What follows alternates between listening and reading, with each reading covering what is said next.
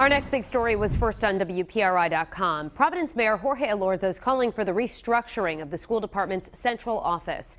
This after an independent review found that the school department lacks the appropriate middle management to support principals, teachers, and families.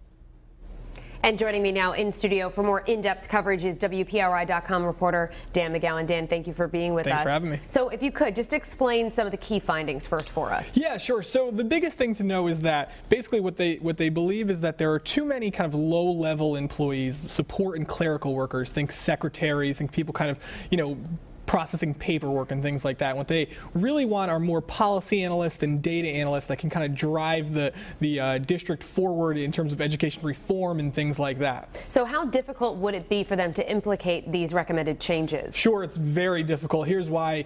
Think about it. Whenever these big audits come down, normally you wait to hear about somebody who's making $100,000 a year and okay, let's cut that guy out. Let's kind of get the big fat cats out of City Hall.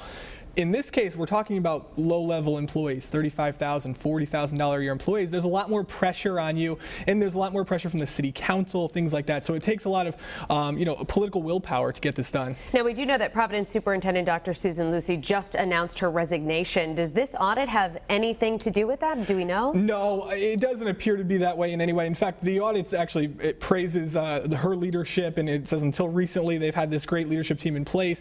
So it looks like she kind of was spared in this audit in a lot of ways. She's leaving for completely separate reasons.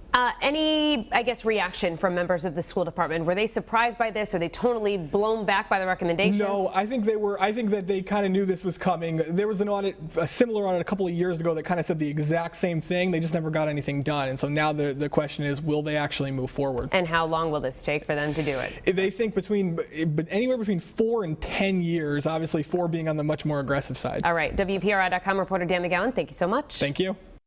And our in-depth coverage continues online at our website, WPRI.com. You can read Dan's complete report on the audit findings.